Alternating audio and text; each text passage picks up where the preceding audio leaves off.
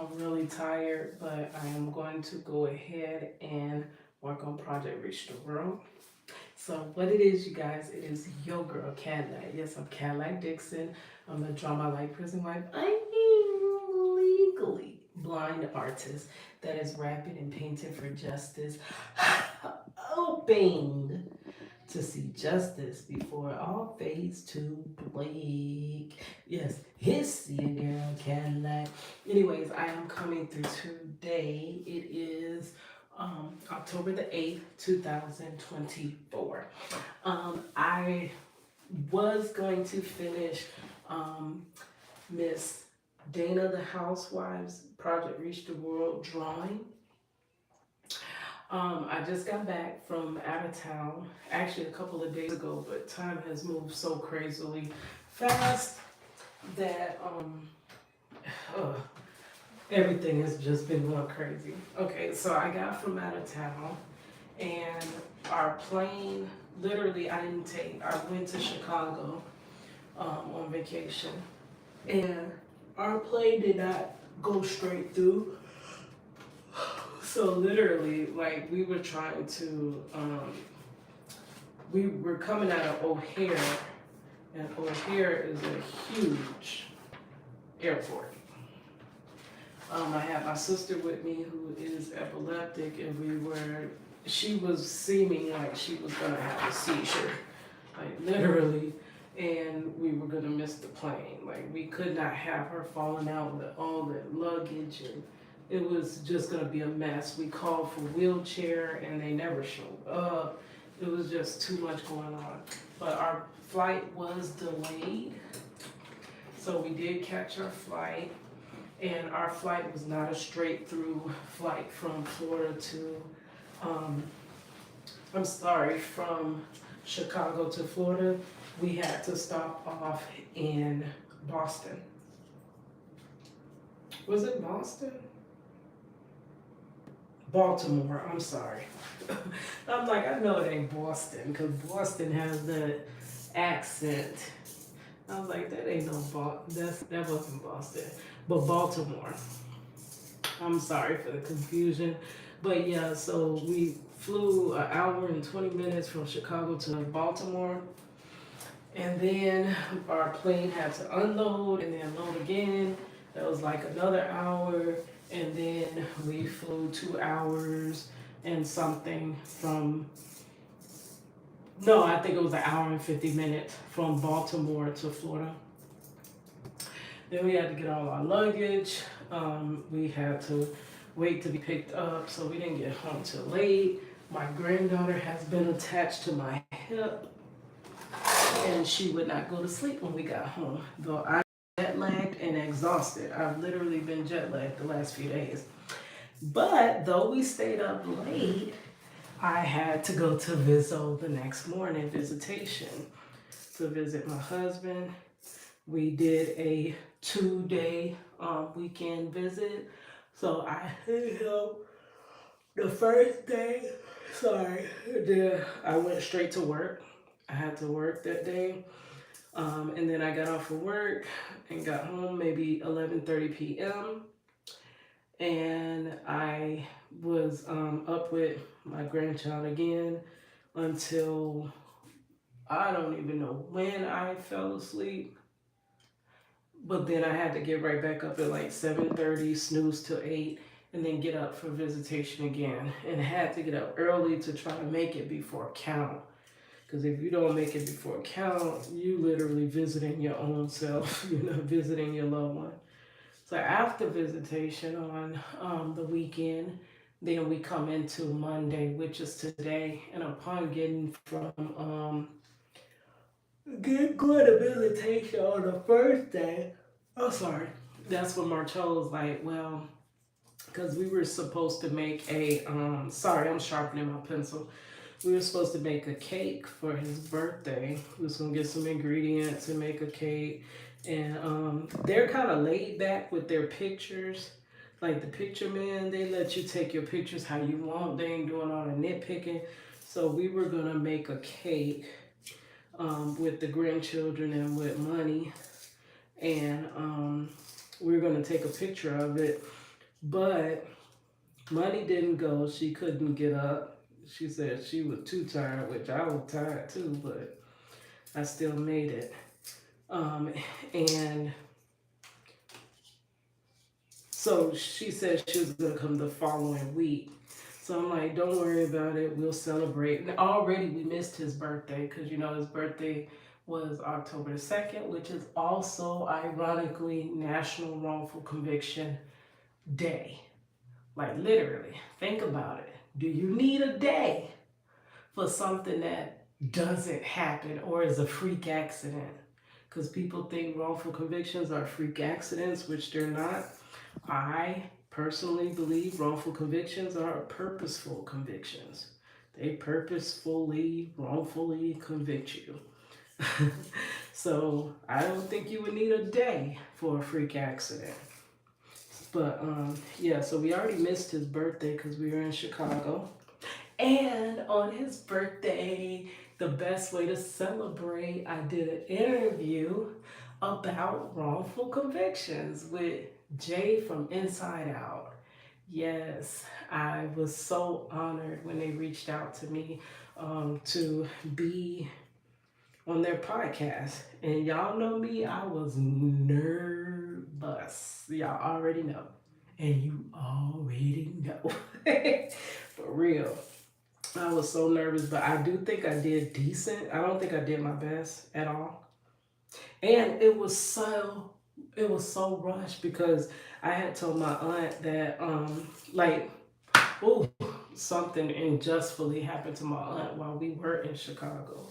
So for 2 days we really couldn't even do anything because she had to handle all of that. Like too much be going on. It be too much injustice in this land. Like for real. But so the next day they was like, we're gonna do this, this, and that. But I was like, no, I gotta be in place because I'm gonna be on a podcast and I have to be home. And the podcast Central Standard Time was gonna start at 8, and I was supposed to be like in spot. I had my laptop. I was like, it charged up, ready to go because I already was nervous, knew I was gonna make mistakes and stuff. So you make more mistakes when you're rushing, and you're more anxious when you're trying to frantically, put stuff together. So my aunt, we went out, but we didn't get back until literally. Um, he wanted me to set up and be ready 30 minutes before the podcast started to do whatever you need to do to set up. But I literally got to the house because my aunt had forgot that I had, like, I literally kept reminding her, like, all day, hey, I gotta get home. We went to the Brookfield Zoo that day as well. So we were tired. But I kept saying, no, we gotta rush home, gotta go home. I got this podcast, I got this. So Chicago is in Central Standard Time. So I was like, if we leave the zoo at 5, they close at 5. If I get home by 7, that should have been enough time to get from the zoo, eat, whatever, set up my stuff, be ready to go. But they went up in Walmart, girl, and they never came out. And when they came out, I'm like, are you literally kidding me? So I'm gonna be late, but I'm still like counting down, looking at the time, and I'm like, I still can get home. So she stopped to get the kids McDonald's and stuff. And then McDonald's literally my my not my nephew. He reminds me of my nephew, but he's my cousin. He's like, where's my pop? Because in Chicago they say pop. Don't nobody say no soda. Don't be asking for no soda in no Chicago. When I used to ask my mama for a soda, she'd be like, no, she would make me say pop. And then when I asked for a pop, she'd say, okay, I'm going to give you a pop. Like it was supposed to be a joke. She was like, I'm going to pop you. But yeah, so my nephew, not my nephew, he reminds me of Isaiah. His name is Jeremiah, but Jeremiah reminds me of, Jewel. Jeremiah reminds me of Jewel, my little nephew. My nephew Juju, but my cousin Jeremiah. Okay, so little Jeremiah is like, Mom, where's my pop? And she's like, oh man, they didn't give me your pop, so we had to go back to McDonald's. I'm like, but my podcast is about to start. Oh, so I'm praying, I'm praying, I'm praying.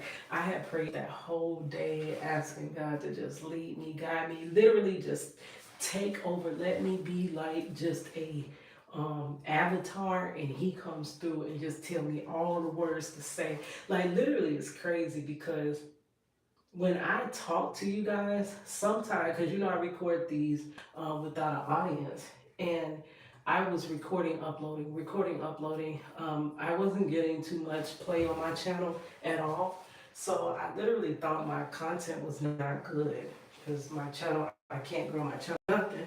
And what other reason could I not grow my channel except for your content not that good? You're not that good. So I literally did not take, did not see the value and the worth in my content. And it's not until going back and watching some of these videos that are so freaking relevant right now.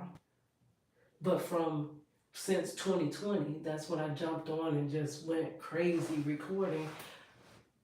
And I'm like, did I say that? Did I said that? Like, where I get that from? Girl, how I said it so because if you already know, I get choked up. I used to do it when I rap. Like, it was sometimes I would rap that I would get out there and I just perform on stage and be like, you know, Kadlac. But then it was times I would get on stage and I would freeze up and I would look crazy and shoot, you know how they do you, they roast you if you get up there and freeze up. So, being that this was a live recording podcast, I was so nervous, but I think I did decent. But a lot of the videos that now I go back and watch, I'm like, whoa. So I knew God took over. God downloaded what I needed to say. He led me what to review and things like that. I could see the hand of God. Like it's hard to see it in the moment, but when it's past tense and you look back and you could connect the dots, you realize that it was nothing but God. So I wanted him to take over, like basically my mouth, just the way he did in those videos on this podcast. So we're gonna listen to the podcast, and I was gonna do Miss Dana the housewife. I am gonna finish her.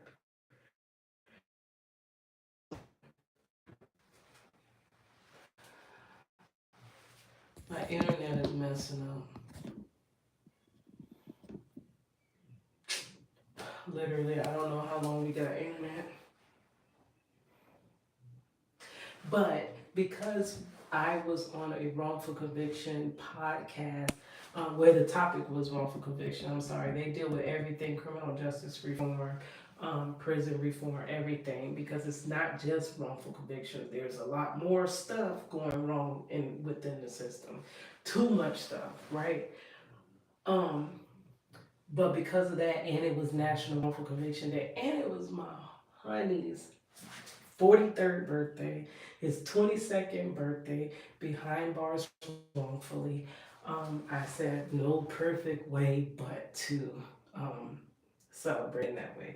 So we're gonna play that. But because it was about wrongful convictions, the last biggest wrongful conviction that came to the forefront was Marcellus Williams. So I am going to draw him in honor, rest in peace, rest in power, and rest in honor, Marcellus Williams. So I'm going to draw him while we listen to the podcast, um, and we'll get back to our regularly scheduled Project Reach the World shortly. Probably tomorrow if I'm not too tired. But a hurricane on its way here, girl. Yeah, so I don't even know.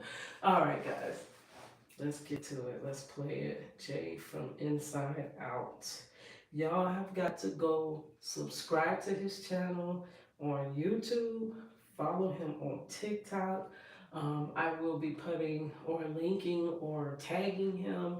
Y'all go and add him. He just made it to 10,000 subs on YouTube.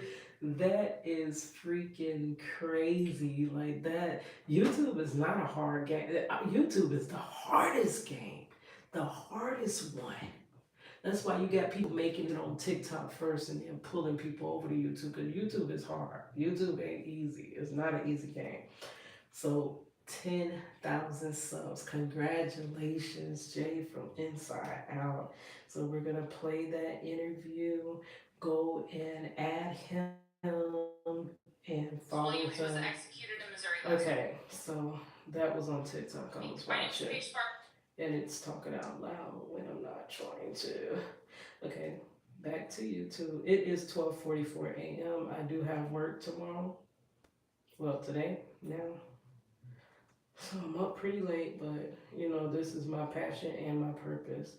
Um, that's why I kind of want to get work. Like, I'm tired of working to live and living to work because I cannot, while you're away at work, you don't have the time, space, or energy to actually do what God put you on this earth to do, which I believe my purpose is justice, art and justice. Okay, so let's get to Jay from Inside Out. We're gonna play that, and then I'm gonna show you the picture of Marcellus Williams that I'm gonna draw. I am exhausted, but we're gonna get through this. All right. So hashtag, this is his video, hashtag wrongful convictions with special guests. And it was your girl Kadlac. So here we go.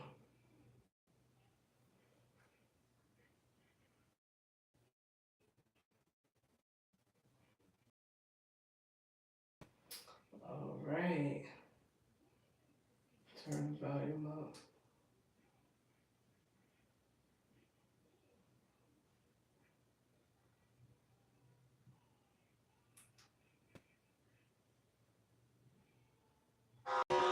Oh, hold on. What's wrong with the Bluetooth?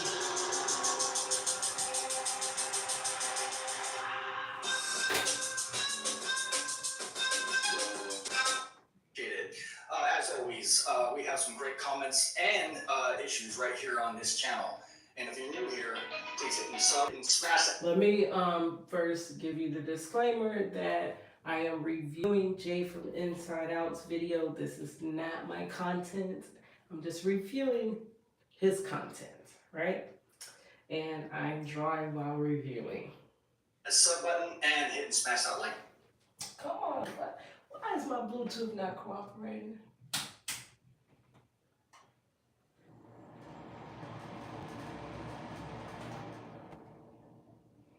Come on, I'm sleepy. Ready to cuddle up with my granddaughter. Button. That way it gets this channel and the information. There it is. So ladies and gentlemen, as promised, we have a special guest for our show tonight. And she's going to break down, if you will, all the issues and whatnot with some of her situation or her case and all about wrongful convictions. With that being said, ladies and gentlemen, please welcome our special guest, Kadlac. How's it going, Kadlac? How you doing? Hello, I'm doing well. Oh, you can't hear me. I'm glad to see you, and thank you so much for taking the time on your busy schedule and whatnot to be here. I do very much appreciate it. And of course, we're going to go ahead and bring up our co-host now, as you probably know. Ladies and gentlemen, please welcome our co-host, Tammy, to the show. Welcome back, Tammy. How you doing? I'm fine. Just YouTube will quit kicking me out. Well, YouTube loves you. I know, I'm telling you. But nonetheless, let's go ahead and get into the chat real quick. We got our good friend Tin Man's here. Hey, how's it going, Tin Man? Thank you so much for being here. I appreciate it. And yes, as always, you said 3 minutes early. Well, I did that for a couple of reasons. One, some people's times are a little faster or slower. So here it's 7:59. So I just wanted to be sure that I get everything in here and all of that. But with that being said, thank you anyways, Tim, for being here. I appreciate it. And we got our good friend Vicky Bailey in here. How's it going, Vicky? Thank you so much for being here. She says, "Hey all, hope all is well." Actually, we are doing pretty good. I'm very blessed. Absolutely. All right, with that being said, as you guys know, we're going to be talking about wrongful convictions and all of the details about that. And of course, obviously, as you guys know, we got some things that we're going to show on the screen as well. Ladies and gentlemen, I think the person that can explain it in, I guess, better detail than all of us, ladies and gentlemen, is Kadlac. So with that being said, Kadlac, the floor is yours. Go ahead and explain to the viewers who you are, what's up, and what happened to you and your husband. And thank you again so much for being here. I appreciate it. No problem. My name is Kadlac Dixon. I am a legally blind artist. I'm an artist of all sorts. I'm a graphic designer. I'm a rapper. I'm a poet. Where I is draw. the I have picture illustrated of all books. Here I it is. do everything. That's And the it picture wasn't I'm doing. until I actually had a personal situation happen that my art took on a new, like it went to a different level. Before I just used to draw like celebrities and things like that, nothing major, no meaning behind my art. But in 2001, I was like on the verge of life. Everything was perfect. I was 20 years old. My husband was 19 years old, and I had just had our baby. Not even 2 months off of bed rest, though. After my daughter was born, my husband was wrongfully arrested.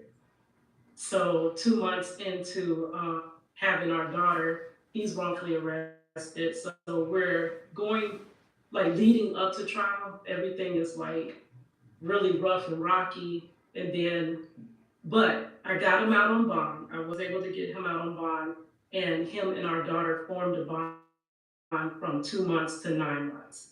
And they were the closest. Wow. So he was the babysitter. He would be combing her hair. He always feeding her everything. And we kind of thought back then that I say justice really exists, like the illusion of justice that we all believe. I used to think that justice really exists. Now I see that it exists only for the rich. Do y'all see? That's the podcast. But I have a little wig on, girl. My daughter Money set that up. You know, I got my locks. But she was like, we don't wear wigs to Chicago. So I got my little wig on. Yes. All right, let's get started drawing. You know, that you have the fair shot. And if you're innocent, most innocent people.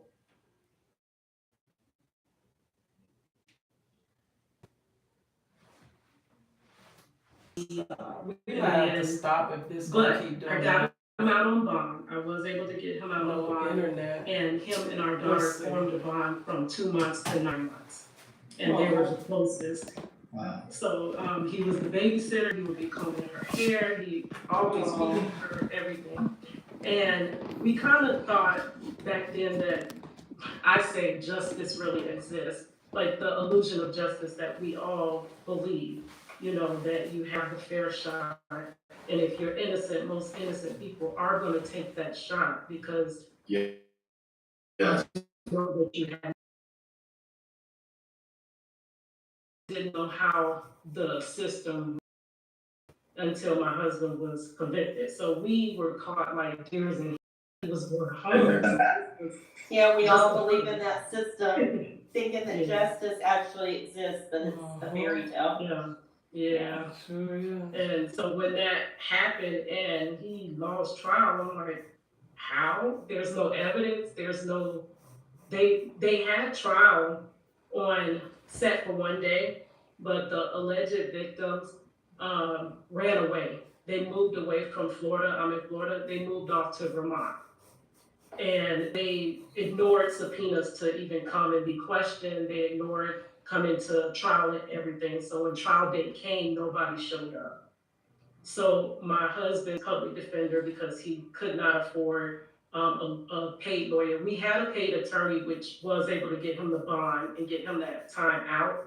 But I couldn't afford more than that because I already had to pay the bond and I had to pay the lawyer that first round. And at that time, I think we made $5.15 an hour. So I couldn't afford no more. So we went with a public defender. And when he lost, I'm like, how? There's no evidence, there's no nothing. So the guy, even the victims ran away. They didn't, alleged victims ran away. They didn't want nothing to do with it. So on that day of trial, his public defender comes to us and says, hey, so nobody showed up to the court but you. So really we're supposed to let you go. But instead, I just found out that the alleged victims moved to Vermont. So I'm going to go out of town to see if I can get them here. So we had like another meeting after that, and he tells us, well, we got one to come. And I'm like, okay, well, it was awkward, but they got them to come back from Vermont to Florida. And when we showed up to trial, they both showed up. And they were in the court at the different times. So their testimonies did not align. So one would say one thing and then the next would say something else.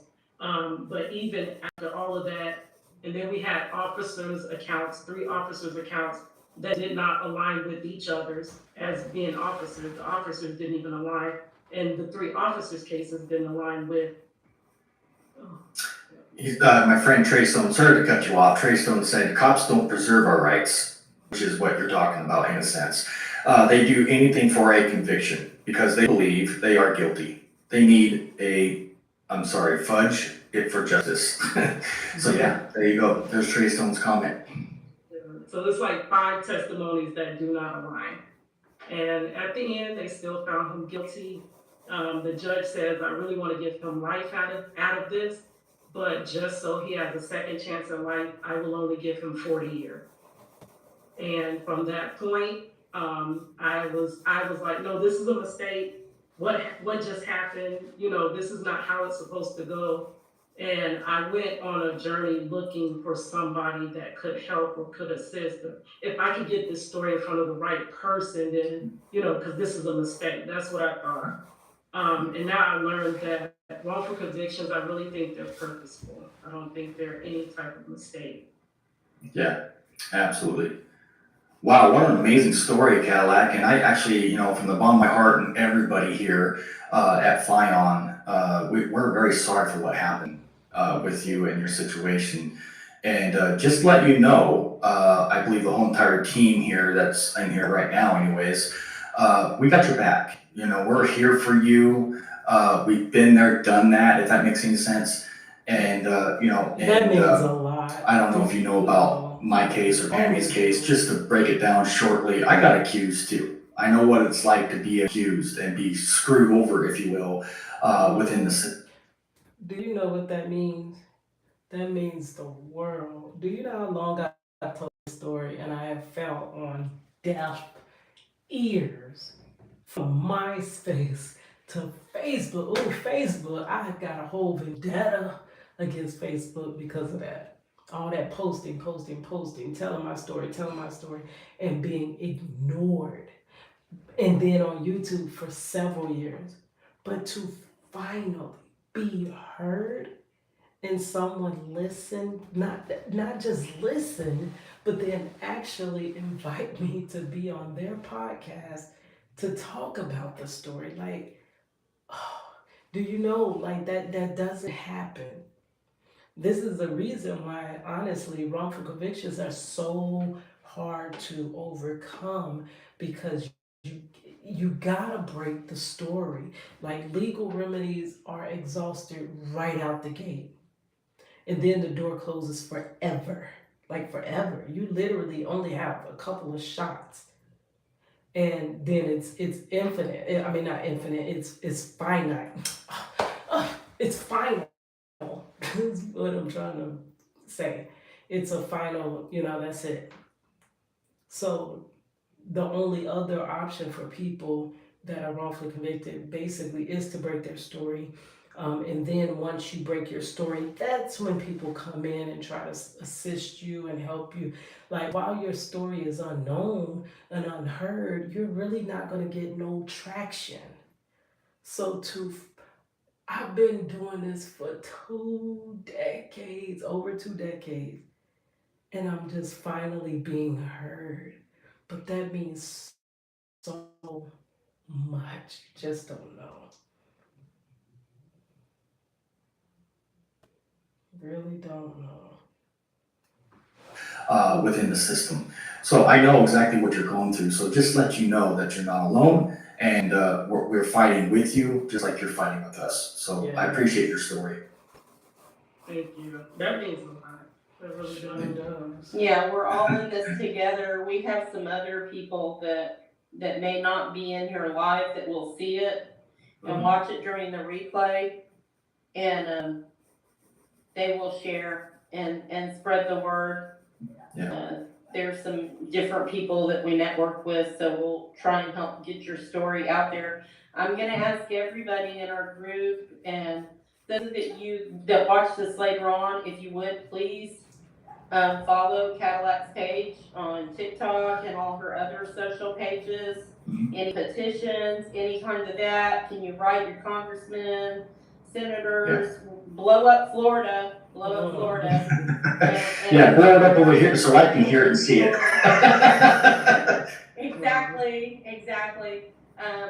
Write and share and like this the story so that other people can see it and see, this could be any one of us.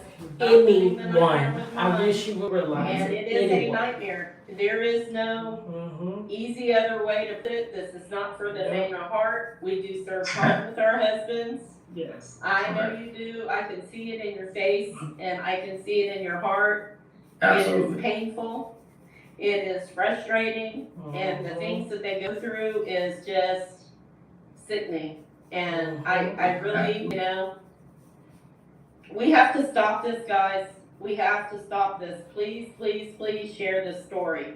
Get it out there. So many affected by Yeah, and keep in mind, guys, while we're going through this podcast tonight, if you guys have any questions for our special guest tonight, Kadlac, please fire away and do what you can to, help this cause. Because actually, technically, if you want to get down to brass tacks with this, guys, we should not, within the system anyways, have what they call wrongful convictions. We should not have it. We have it, though, because of, I believe, one of the main things is, and we're going to hit on it tonight, but I think it surpasses the number one spot. And I think what the main issue why wrongful convictions even happen in the first place is due to completely 100% laziness. Lazy. Absolute lazy. And of course, there's others that, are involved in that makes that happen. But I want you guys to know that we're, like everybody here on the panel and everybody in the chat, I can't stand the fact that we have wrongful convictions. We need major change. Tammy? We need to stop the profiling of peoples, for one. Whether it's the skin color or if it's the ranking of where they stand in means of money, location, what they drive, what they're wearing, whatever it may be. It's a whole multitude of things. My husband was telling me before I came on here tonight, he said he read an article by a major news outlet that said that black people are 50% more likely to get pulled over than anybody else. And it happens over their lifetime. I've had it happen to me and him because he was driving, But if I was driving, they wouldn't pull us over, So it's just... Wrongful convictions start with wrongful arrest. That's where it starts. And once you're wrongfully arrested, it's not like they just say, oh, okay, we made a mistake, we let you go. No. Once you're wrongfully arrested, they play that all the way through. Even if the pieces don't line up, even if it don't matter. We're going to back that all the way because we're not going to let it be, known that our people made a mistake. We're going to back the mistake rather than right the mistake. Right? That's how they do it. So they start with wrongful arrest. Terrible. We have to stop the profiling, number one. That's why you'll see they'll say that blacks commit more crimes, because they're harassed more. That's what they're I hate. profiled more. They're chased down. I literally hate that when I advocate and say that black men lead in wrongful convictions, I'm always told, well, duh, that's because black men commit most of the crimes, which that's not true. Every demographic is committing crimes. It's just they're unequally dealt with. A crime of a person from one demographic, they will give you less time, and a person commits the same crime or a lesser crime will get more time because they're from that demographic. So it's based on who you are, not the crime that you do or don't do or allegedly done. And that doesn't make sense. That doesn't equate to justice. Justice is us all being treated the same. Um, Judgments being given out and handed down the same. Convictions being the same and equal. That is real justice. Not because you come from this background, you get more time. Or like I like to say, you get more time if your skin is brown like mine. Like that doesn't make sense, but that's literally what's happening.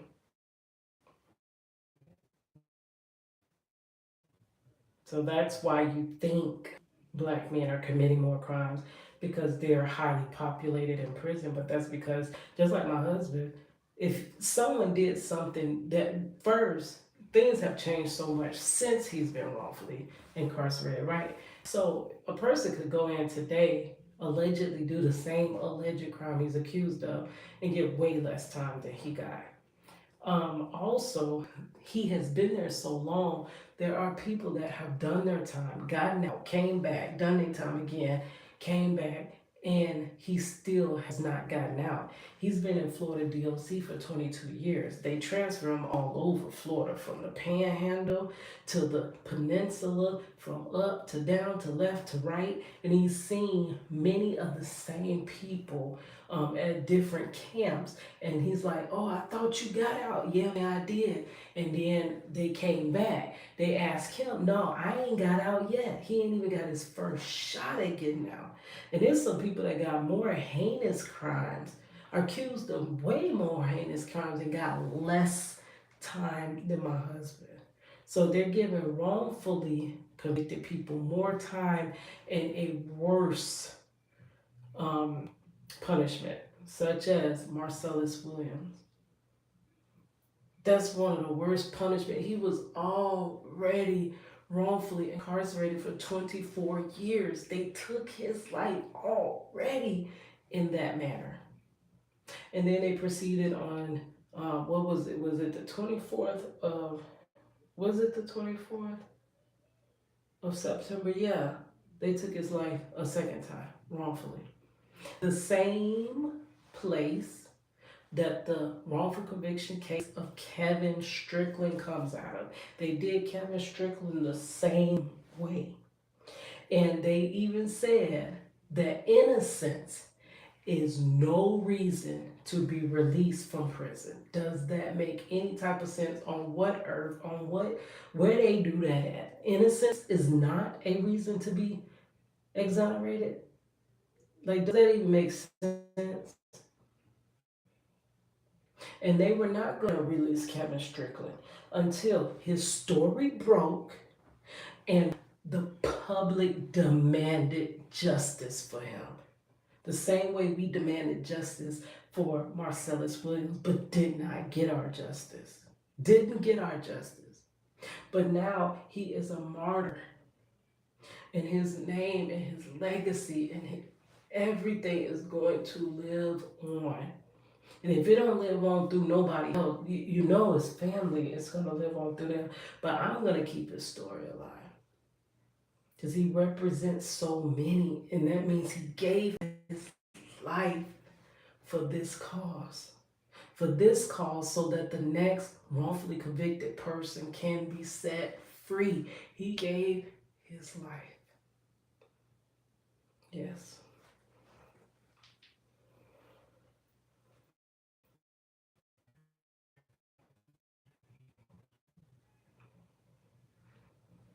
There more. That's an issue. That's a huge issue. And then you have the light speech. Stop it. We're all human beings. We have to get in this fight together, though. If we don't, we all lose. Because they're going to run out of people. Perfect reason they keep us separated. They keep me at you, you at me.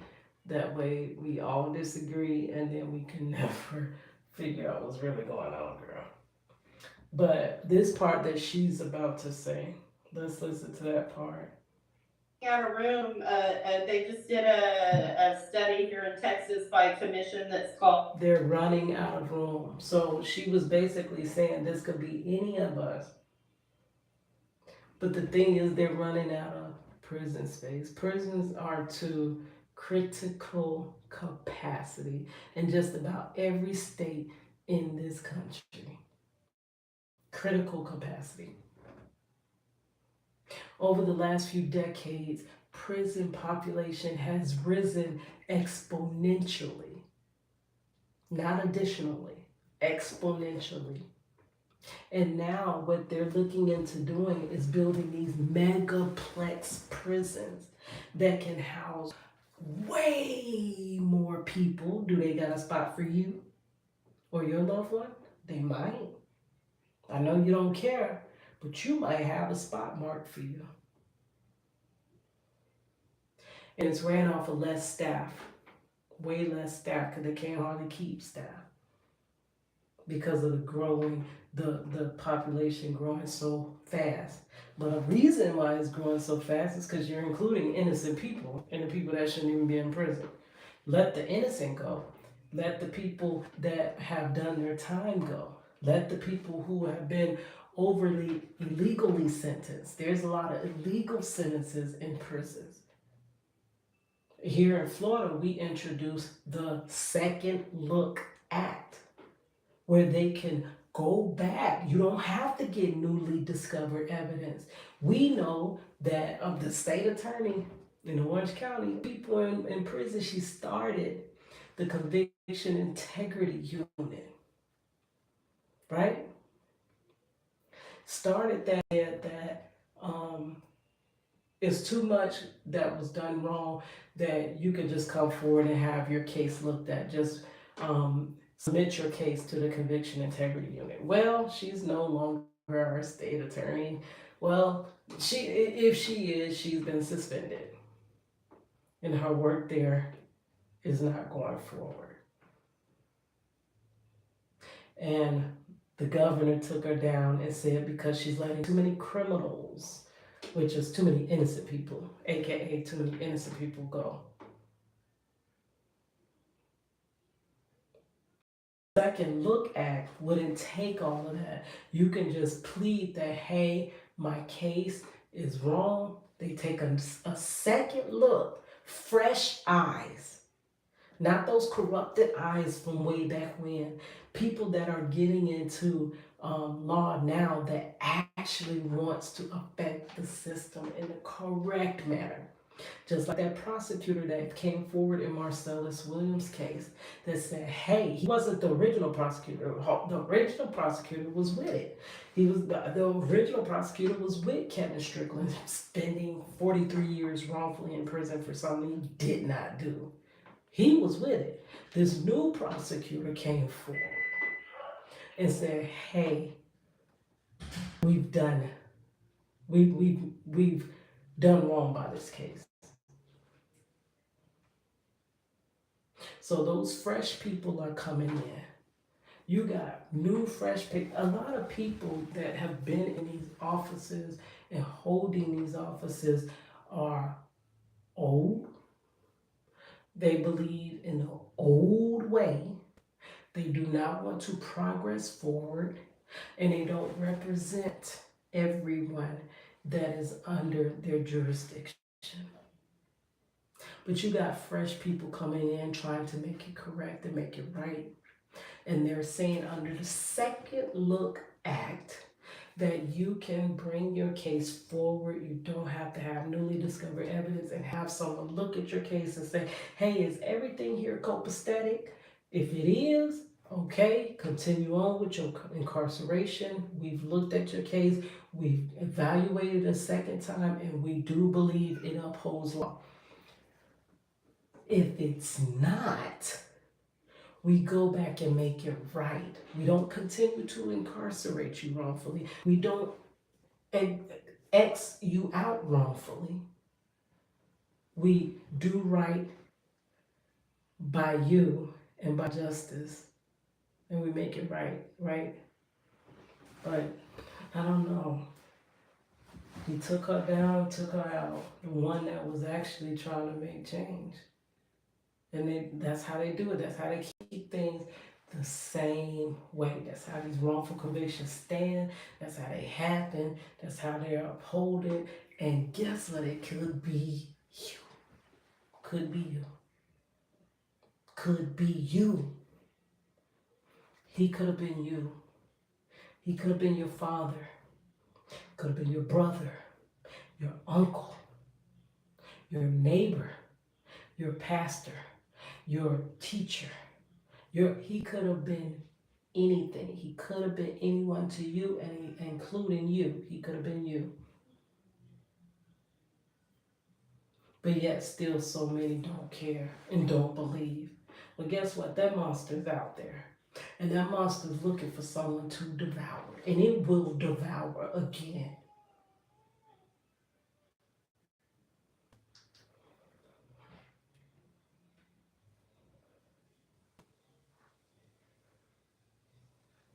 Texas by commission that's called the Sunrise, I don't know, I don't have it in front of me, Sunrise Committee or something like that, but they're supposed to, I'll have to post it later. But anyway, they go in and they pick so many different entities, government entities, and they're an independent commission that's selected by the governor. And guess what? We're out of room. We're understaffed and we're out of room for prisoners. That kind of tells me that we have a problem here in Texas. Oh no! Why are so many people getting arrested? Justice is actually. I mean, there like, shouldn't whatever be they're doing now isn't working. Yeah, no, you're correct. Thank you, Timmy, for that information. And Kadlac, I actually have a question for you, if you could, please. I don't know, I'm going to ask you because I'm just going to see if you know this, because believe it or not, respectfully, not many people do. And it's going to be shown up on the screen tonight anyways, so it's here to back up our claim or whatever claim you want to add to it. Would you know by chance how many people are wrongfully convicted? Oh, I think it was said. Oh, I don't have it off rip. I had a video on it.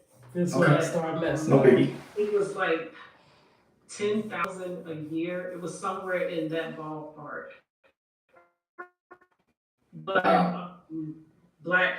And I actually did. I believe I did quote that correct. But let's look that up. Let's look up how many people. And then we're gonna stop there because I am quite tired and this video is getting long. I don't like to make my videos past an hour because they get hard to work with. Because I do repurpose my content and I keep losing internet and I don't even know if you can see this anyway. So it's better to just hold off here and we'll do a part 2 to this. All right.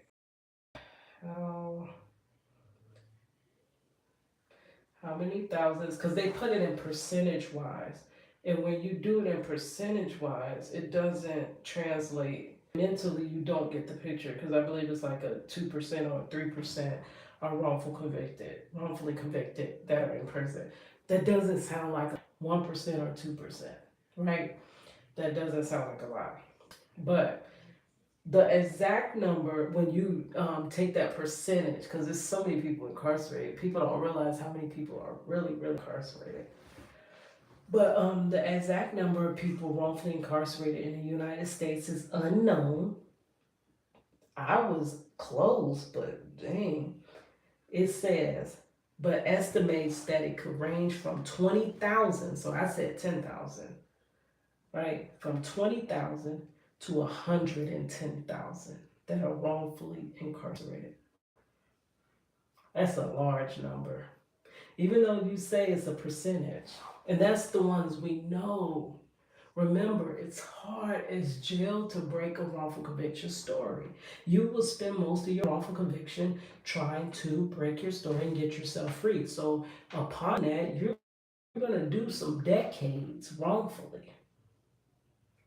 The shortest wrongful conviction I know of, 10 years. The longest that I know of, 43 years.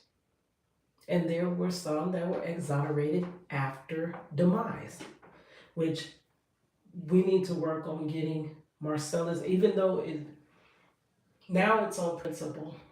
Now it's on principle. They could have saved his life. They should have saved his life. But now he can still be exonerated after demise. It's the principle of it. And it's to show what they did. It needs, but that's a lot of people. That's a lot of people. You can easily be grouped in these people, y'all. It's easier to be wrongfully convicted than to win the lottery. Your chances are better to be wrongfully convicted than win the lottery and you still don't care. All right, guys, so I'm going to end right there. Oh, and that right. All right, here's your girl Kadlac, and we'll finish this up tomorrow. Rest in peace, rest in power, rest in honor, Marcellus Williams.